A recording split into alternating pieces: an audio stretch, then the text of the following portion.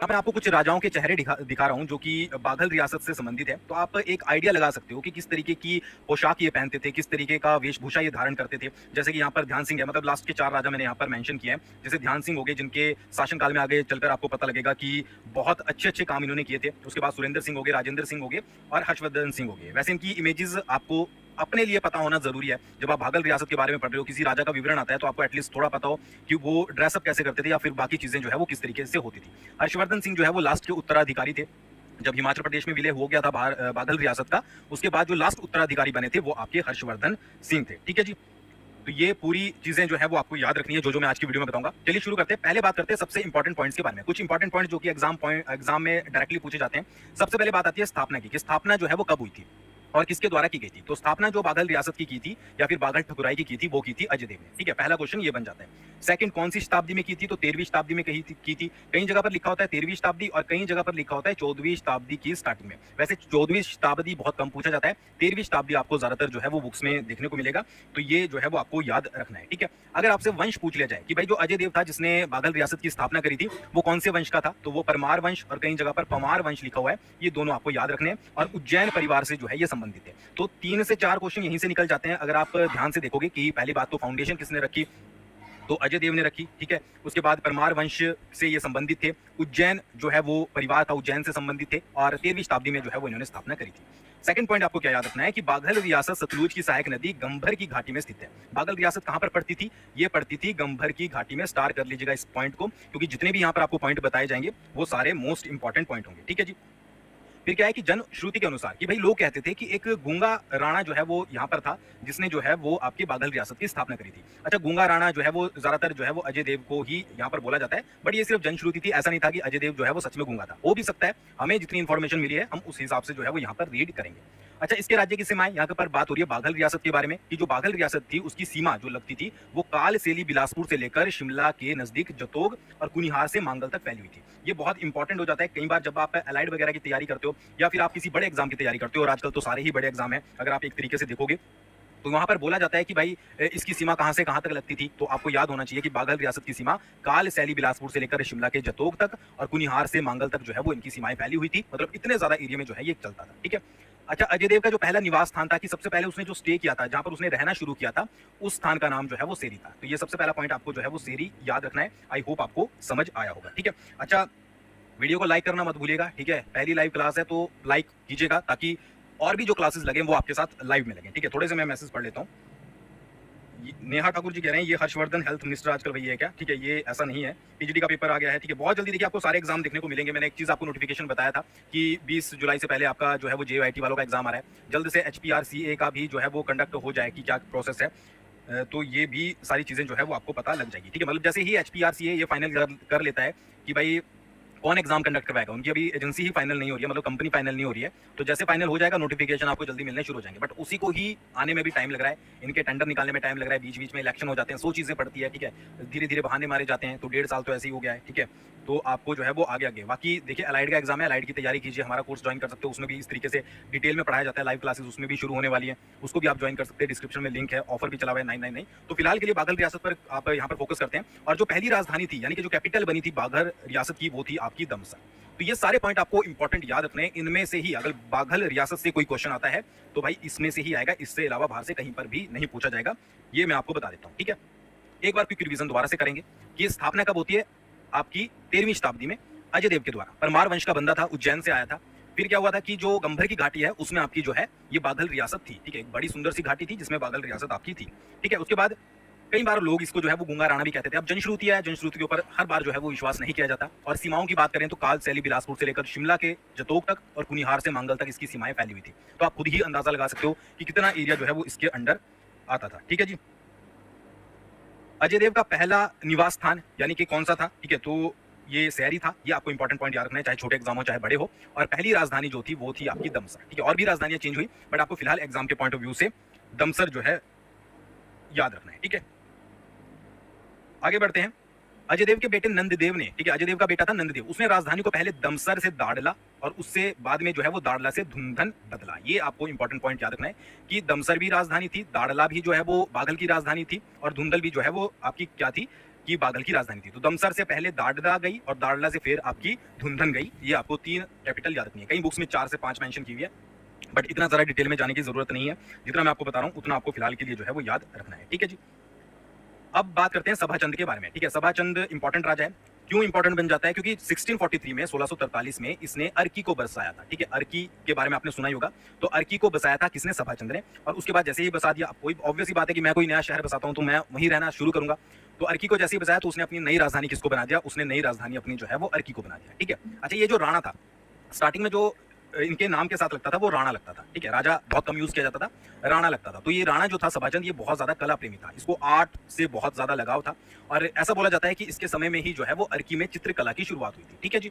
तो 3-4 पॉइंट आपको याद रखने कि पहला तो इसने अर्की को बसाया था, दूसरा क्या है कि इसने अर्की को ही राजधानी बनाया, तीसरा थोड़ा सा ये इतना इंपॉर्टेंट नहीं है कि कला प्रेमी था, आर्ट से बहुत प्यार करता था और इसके समय अर्की चित्रकला की शुरुआत हुई थी। ये पॉइंट भी जो है वो बहुत ज्यादा इंपॉर्टेंट है, ठीक है जी। अच्छा, एक चीज मैं आपको सेपरेट बता देता हूँ, बहुत इंपॉर्टेंट है कि जो अर्की कलम है, जैसे आपकी गुलेर कलम होती है, ठीक है, उसके साथ साथ आपकी मैंने अलाइड वाले एग्जाम में मतलब कि अलाइड वाला जो बैच चला हुआ उसमें पढ़ा है, जो आपकी कांगड़ा कलम है, ठीक है, गुलेर कलम है, चंबा कलम है। तो अर्की जो कलम है उसकी मुख्य विशेषता जो है वो तीखी नाक होती है, ठीक है। अगर आपसे कभी पूछ लिया जाए, क्योंकि आजकल तो कुछ भी एग्जाम में पूछ लिया जाता है, तो उस अकॉर्डिंग मैं आपको बता रहा हूँ, ठीक है जी। तो ये चीज आपको जो है वो याद रखना है, ठीक है।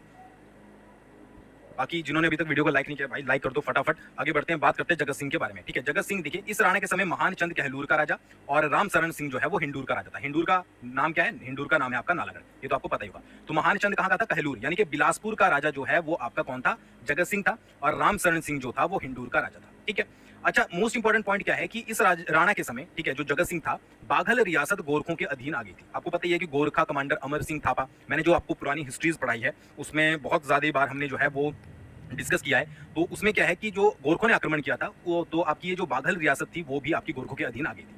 तो 1803 में आई थी, तो 1803 से लेकर 1815 तक रियासत जो है वो गोरखों के अधीन रही थी। यानी कि इस पर जो कब्जा रहा था वो आपका गोरखों का रहा था। और उसके बाद आपको पता ही होगा कि 1815 में जो है वो गोरखों ने मतलब गोरखों के साथ फिर अंग्रेजों का युद्ध हुआ और अंग्रेजों ने बहुत सारी रियासतों को, यानी कि जो मैक्सिमम रियासतें थी गोरखों के अधीन आती थी, उनको वहां से छुड़ाया था। तो बाद में अंग्रेजों ने 3 सितंबर यानी कि 3 सितंबर को एक सनद द्वारा बाघल रियासत जगत सिंह को लौटा दी, बट कुछ शर्तों के साथ। ऑब्वियसली बात थी कि अंग्रेज इतना करके ऐसा तो है नहीं कि फ्री में किसी को रियासत दे देते।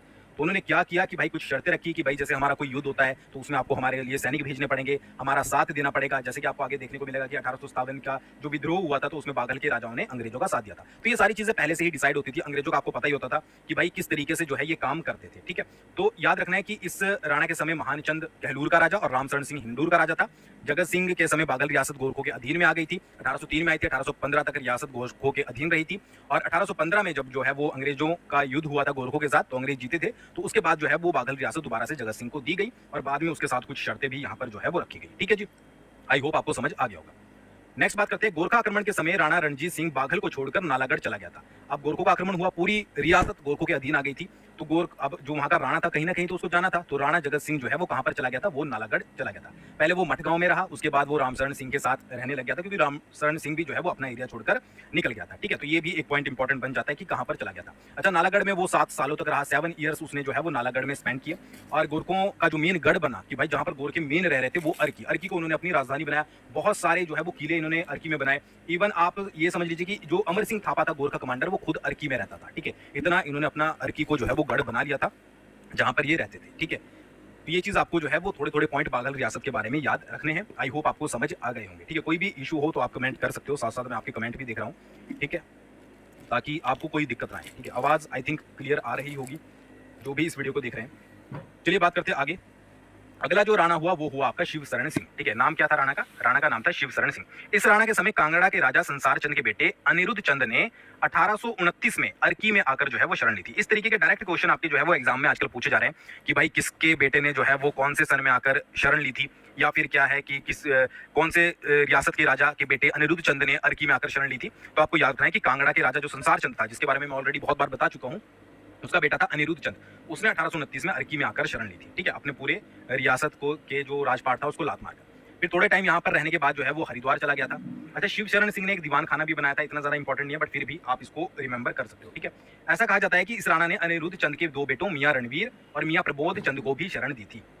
कि जो ये राजा था, राजा नहीं सॉरी राणा था, इसका जो संसार चंद के बेटे अनिरुद्ध चंद को तो शरण दी ही थी, ठीक है, मतलब उसको तो अपनी मतलब अर्की में रहने दिया ही था, बट उसके साथ साथ ऐसा भी बोला जाता है कि इसके जो दो बेटे थे मियाँ रणवीर प्लस आपका मियाँ प्रमोद, इनको भी जो है वो आपकी रियासत में शरण दी थी। तो ये पॉइंट आपको इनके बारे में यहाँ पर याद रखने हैं। आई होप आपको समझ आ गया होगा, ठीक है जी। नेक्स्ट आता है आपका किशन सिंह। अच्छा, किशन सिंह के समय क्या था, मतलब पहले से ही था, बट इसने क्या किया कि अर्की नगर के पास बहुत सारी जो है वो खाली जमीन पड़ी थी। इस जमीन पर किशन सिंह ने बिलासपुर और कांगड़ा के कुछ काश्तकारों को बुला लिया और वहां पर बसाया। तो ये एक इंपॉर्टेंट पॉइंट हो जाता है, ठीक है। नेक्स्ट क्या है, मोस्ट इंपॉर्टेंट पॉइंट कि 1857 के विद्रोह में राणा किशन सिंह ने अंग्रेजों की मदद की थी। जैसे कि मैंने आपको बताया था कि जो गोरखों से छुड़ाने में जो सबसे बड़ा हाथ था वो किसका था, वो था आपका अंग्रेजों का, ठीक है, बाघल रियासत को रिलीज करवाने में। तो उसके बाद 1857 का विद्रोह हुआ, तो ऑब्वियस सी बात है कुछ शर्तें पहले से ही रखी हुई थी। तो इन शर्तों के कारण क्या हुआ कि जो भी साथ देना पड़ा वो राणा किशन सिंह को अंग्रेजों का देना पड़ा। तो ये आप याद रखिएगा, डायरेक्टली क्वेश्चन आ सकता है कि बाघल के किस राणा या फिर राजा के समय, वैसे राणा ही लिखेंगे, ठीक है, राणा के समय में जो है वो अंग्रेज मतलब कि या तो 1857 का विद्रोह हुआ था या फिर बाघल के किस राणा ने जो है वो 1857 के विद्रोह में अंग्रेजों की मदद की थी, तो वो थे आपके राणा किशन सिंह, ठीक है। अच्छा, इस काम में कि उन्होंने मदद की, उनकी पुश्तों को उनको भी और उनकी पुश्तों को भी राजा की उपाधि से जो है वो सम्मानित किया गया कि अब जो है वो राणा, पहले लगता था राणा बोलते थे, अब राणा की जगह जो है वो राजा यूज किया जाएगा कि भाई अब जितने भी आगे राजा होंगे वो सारे क्या होंगे, मतलब कि जितने भी आगे राणा होंगे वो सारे राजा जो है वो बोले जाएंगे। तो ये किशन सिंह के टाइम को जो है वो सारी चीजें हुई थी। अच्छा, किशन सिंह के समय बाघल के इलाके पोबर में जो है वो एक विद्रोह भी खड़ा हो गया था, जिसको बाद में जो है वो खत्म कर दिया गया था। तो याद रखिएगा एक नाम पोबर, पोबर जगह पे जो है वो विद्रोह हुआ था, किसके समय में, किशन सिंह के समय में, ठीक है। अच्छा, किशन सिंह का वजीर पहले उसका छोटा भाई जय सिंह था, उसके बाद मियाँ राम सिंह बना और उसके बाद जो है वो ध्यान सिंह बना, ठीक है। ध्यान सिंह मैंने यहाँ पर क्यों इनका जिक्र किया है, क्योंकि बाद में जाकर ध्यान सिंह जो है वो राजा भी बनता है, तो इसलिए क्या होता था कि जो वजीर बनता था वो छोटा भाई बनता था। तो पहले जय सिंह बना, उसके बाद में चेंजेस करके मियाँ सिंह को बना दिया गया, ठीक है। ये जो छोटे भाई वाली थी ट्रेंड ये खत्म कर दिया गया और उसके बाद जो है वो ध्यान सिंह को बना दिया गया। तो ये कुछ इंपॉर्टेंट पॉइंट्स आपको यहाँ पर याद रखने हैं, ठीक है जी। नेक्स्ट है आपका मोती सिंह। अच्छा, एक बार कमेंट करके बता दीजिए कि आपको समझ आ रही है वीडियो की नहीं आ रही है, जो आपको यहाँ पर पढ़ाया जा रहा है, आपको समझ आ रहा है या फिर कुछ चेंजेस करने की ज़रूरत है, क्योंकि और दिन तो रिकॉर्डेड लेक्चर्स होते हैं, बस एक बार क्या होता है कि कभी कभी लाइव आया जाता है और ये तो पहला लाइव है। तो एक बार आप लोगों से पूछ लिया जाए कि भाई किस तरीके से आपको वीडियो लग रही है, ताकि आने वाली वीडियोज़ में जो है वो उस अकॉर्डिंग चेंजेस किए जा सकें, ठीक है। आप कमेंट कर सकते हो। अगला जो राजा है वो है हमारा मोती सिंह, ठीक है। अच्छा, मोती सिंह के बारे में ज़्यादा कुछ आपको पढ़ने की ज़रूरत नहीं है। मोती सिंह ऐसा था कि जब इसको राजपाट मिला उसके बाद जो है वो 4 महीने के अंदर इसकी डेथ हो गई थी, यानी कि ये जो है वो मर गया था। तो ज़्यादा टाइम तक ये जो है वो शासन नहीं कर सका, ठीक है जी। नेक्स्ट आता है आपका ध्यान सिंह। ध्यान सिंह बहुत इंपॉर्टेंट है, अगर क्वेश्चन मेरे अकॉर्डिंग जो क्वेश्चन बनने चाहिए वो ज़्यादातर जो है वो ध्यान सिंह के शासनकाल से बनने चाहिए। 1877 से लेकर 1904 तक इसका शासनकाल रहा। ये पहले वजीर रह चुका था, मैंने आपको बताया था, ठीक है, कि वजीर रह चुका था। और इसके समय में राज्य के जो आदेश होते थे, जितने भी आदेश हुए राज्य में और जो भी काम हुए, वो उनकी लिखा पढ़ी जो है वो शुरू होने लगी। इससे पहले जो है वो ज्यादा लिखा पढ़ी नहीं होती थी। तो क्या हुआ कि इसके समय में राज्य के जितने भी आदेश थे, जो भी यहाँ पर हुक्म दिए जाएंगे और जितने भी काम होंगे वो लिखा पढ़ी में होंगे। सबसे पहला चेंज जो है वो इसने ये किया। सेकंड क्या चेंज हुआ कि कोर्ट फीस और नॉन जुडिशियली स्टाम्प पेपर शुरू किए गए। एक सिंपल कागज पर मोहर लगाई जाती थी और वहां से जो है वो इस काम को शुरू किया गया, ठीक है जी। बाद में और भी चेंजेस हुए, बट इसने इस चीज की शुरुआत करी कि भाई जो कोर्ट फीस होगी, जो नॉन जुडिशियल स्टाम्प पेपर होंगे, उनकी जो है वो यहाँ पर शुरुआत की गई। अच्छा, जो भी आपके खजाने होते थे, ठीक है, जितने भी खजाने की आय होती थी, जो भी आपकी रियासत के पास जो है वो पैसे वगैरह होते थे, जितने भी खर्चे होते थे, समय समय पर उसकी जांच होने लगी कि भाई कितना खर्चा जो है वो यहाँ पर कहाँ पर जाता है, ठीक है। तो ये सारे किसके टाइम पर हुए, ये सारे जो है वो आपके ध्यान सिंह के टाइम पर हुए। सारे राज्यों को 4 तहसीलों में डिवाइड कर दिया गया। अच्छा, पहले क्या होता था कि रियासत में 100 सिपाही होते थे, तो इसने खर्चा कम करने के लिए 100 को ट्रांसफर किया 25 में, कि भाई मैं तो सिर्फ 25 सिपाही रखूंगा, 25 सैनिक रखूंगा, प्लस एक उसने थानेदार जो है वो नियुक्त कर लिया, टोटल 26 मान लीजिए। तो 100 को घटाकर इसने 26 में कर दिया, ताकि जो है वो थोड़ा यहाँ पर खर्चा बच सके, ठीक है। तो ध्यान सिंह के बारे में याद रखिएगा कि एक तो ये पहले वजीर रह चुका था, मैंने आपको अभी बताया था, ठीक है। दूसरी चीज क्या है कि इसके समय में जो भी आदेश होते थे, जो भी काम होते थे, वो लिखा पढ़ी में किए जाने लगे। तीसरी चीज क्या है कि court fees, non judicial stamp इसने पेपर शुरू कर दिए। जितना भी खजाना है रियासत के पास बचा हुआ, क्या होता है उसका, कहाँ पर खर्चा होता है, सारा जो है वो इसका जांच होने लगी। सारे राज्यों को 4 तहसीलों में बांट दिया गया। पहले रियासत में 100 सिपाही होते थे, उसके बाद यहाँ पर 25 रखे गए और एक थानेदार जो है वो साथ में रखा गया, ठीक है। तो ये काम जो चेंजेस किए वो ध्यान सिंह ने किए। अच्छा, इस राज्य के समय में जो है वो 1897 में एक विद्रोह खड़ा हो गया और विद्रोह का मुखिया था आपका किशन सिंह, ठीक है। ये थोड़ा सा पॉइंट आप याद रख सकते हैं। इस राजा की फोटो यहाँ पर आप देख सकते हैं, मैंने स्टार्टिंग में भी दिखाया था, ध्यान सिंह। कारण क्या था ये आपका विद्रोह होने का कि एक तो मालगुजारी बढ़ाई गई थी रियासत में, जंगली सूरों को मारने पर प्रतिबंध लगा दिया गया था, रोक लगा दी गई थी, और जो पशु होते थे, जो भी जानवर होते थे, उनको चराने के लिए कम जमीन होती थी, ठीक है। तो बाद में जब अंग्रेजी सेना ने इसमें बीच में इंटरफेरेंस किया तो 1902 में इसको दबा दिया गया और 1904 में जाकर जो है वो राजा की मृत्यु हो गई, ठीक है। तो 1907 में विद्रोह हुआ था, ध्यान सिंह के समय में किशन सिंह मुखिया था, क्या रीजन थे मैंने आपको बता दिए, और कि यहाँ पर ध्यान सिंह की जो इमेज है वो भी आप देख सकते हो, क्योंकि इमेज अगर आपके दिमाग में रहेगी तो थोड़ा सा आप क्लियर रहोगे कि भाई किस तरीके का राजा था और किस तरीके से जो है वो रहता था, क्या पहनता था, किस तरीके से दिखता था। आगे बढ़ते बात करते हैं विक्रम सिंह के बारे में। अच्छा, जब ये राजा बना तो अवयस्क था, ठीक है, तो ऑब्वियस ही बात है, आपको पता ही है कि रियासतों में एक प्रथा होती है कि जब भी कोई छोटा होता है तो वजीर को जो है वो सारे काम दे दिए जाते हैं। तो राज्य का कामकाज जो है वो ध्यान सिंह के भाई मियां मान सिंह के पास जो है वो दे दिया गया, वजीर के तौर पर इसने काम करना जो है वो शुरू किया। अच्छा, 1905 में रियासत में फिर से एक विद्रोह शुरू हो गया, जिसमें कन्नैत जाति के लोगों ने वजीर और उसके लोगों के खिलाफ विद्रोह किया। अच्छा, अगर आप सिंपल पढ़ोगे ना इस लाइन को तो आपको बहुत सिंपल लगेगी कि भाई यार ये क्या ही पढ़ना है, क्या ही एग्जाम में आएगा। बट अगर आपने HPAS का पेपर उठाकर देखा होगा हाल ही में ही, तो उसमें बिलासपुर के डांडरा आंदोलन के बारे में जो है वो बताया गया था, ठीक है। हालांकि मैंने अभी तक आपको आंदोलन पढ़ाई नहीं है, बट अलाइड बैच में हमने आंदोलन पढ़ा दिया है, ठीक है। तो उसमें डांडरा आंदोलन पूछा गया था कि कौन से परगना ने जो है वो उससे सबसे पहले उसमें भाग लिया था, ठीक है, बहादुरपुर के परगना ने, ठीक है, जो कि हम अलाइड में ऑलरेडी पढ़ा चुके हैं। तो इसी तरीके से डिटेल में पूछा जाता है कि भाई अगर 1905 में विक्रम सिंह के समय में बाघल रियासत में विद्रोह हुआ था तो कौन सी जाति ने उसको शुरू किया था, या कौन सी जाति ने उसमें जो है वो बढ़ चढ़कर भाग लिया था, तो उसके बारे में आपको डिटेल में पता होना चाहिए। कन्यात जाति क्वेश्चन आजकल जो है वो कहीं से भी आ जाते हैं, तो आपको हर चीज पता होनी जरूरी है, ठीक है। तो सरकार ने कांगड़ा के एक नायब तहसीलदार, जब ये विद्रोह हो गया, मियां शेर सिंह को मान सिंह के साथ मैनेजर लगा दिया। अच्छा, शेर सिंह से याद रखिएगा कि शेर सिंह ने जो है वो बाघल रियासत में भूमि बंदोबस्त करवाया था, जो कि 1908 में पूरा हुआ था। तो ये कुछ पॉइंट आपको विक्रम सिंह के बारे में यहाँ पर याद रखने हैं, ठीक है जी। बाकी आप खुद ही जो है वो देख सकते हो कि कितने बच्चे तैयारी कर रहे हैं, कितने बच्चे लाइव बैठे हैं, कितने बच्चे, वैसे बाद में व्यूज ज्यादा बढ़ जाते हैं, बट फिर भी ठीक है। देखिए, कंपटीशन जिस चीज को आप बोलते हो, मैं एक चीज आपको आज बता देता हूँ, लाइव बैठा हूँ, कि इतना ज्यादा कंपटीशन नहीं है जितना आप लोग समझते हो। कंपटीशन थोड़ा है, ठीक है। बहुत सारे बच्चे ऐसे हैं जो कि नोटिफिकेशन की वेट करते हैं कि नोटिफिकेशन जब आएगी हम तब तैयारी करना शुरू करेंगे। कुछ उनमें से ऐसे भी हैं जो तब तैयारी करना शुरू करते हैं कि जब आपकी एग्जाम डेट अनाउंस हो जाती है, ठीक है। और बहुत सारे तो वैसे भी सीरियसली मतलब की तैयारी नहीं कर रहे हैं, ठीक है। तो अगर आप थोड़ी भी मेहनत करोगे, अच्छे से डेली थोड़ा थोड़ा पढ़ोगे, तो आपको कामयाब होने से कोई भी नहीं रोक सकता, ठीक है। तो डेली पढ़िए, थोड़ा थोड़ा पढ़िए, हर सब्जेक्ट को पढ़िए। आप इजीली जो है वो दूसरों से ऊपर, आप जब भी एग्जाम दोगे आप इजीली मेरिट क्रॉस करोगे, इजीली आपके अच्छे अच्छे नंबर आएंगे, ठीक है। तो ये देख लीजिएगा, आप पहले ही मत डरा कीजिए कि भाई कंपटीशन बहुत ज्यादा है, ठीक है, बहुत ज्यादा बच्चे तैयारी कर रहे हैं, ठीक है। थोड़े से बच्चे तैयारी कर रहे हैं, बाकी सिर्फ अभी एग्जाम का फिलहाल वेट कर रहे हैं, ठीक है। नेक्स्ट आता है आपका राजेंद्र सिंह। इस राजा को सत्ता जनवरी 1940 को मिली और 1948 में बाघल का विलय हिमाचल में हो गया, ठीक है। मतलब राजेंद्र सिंह जब राजा बना था 1946 के आसपास सत्ता मिली, बट उससे बाद थोड़ा ही टाइम इसने शासन किया, क्योंकि 1948 में बाघल को हिमाचल में विला लिया गया था। 1948 में सोलन सम्मेलन में बाघल से हीरा सिंह पाल प्लस राजेंद्र सिंह ने जो है वो भाग लिया था, ठीक है। तो सोलन सम्मेलन बघाट के राजा दुर्गा सिंह की जो है वो अध्यक्षता में हुआ था।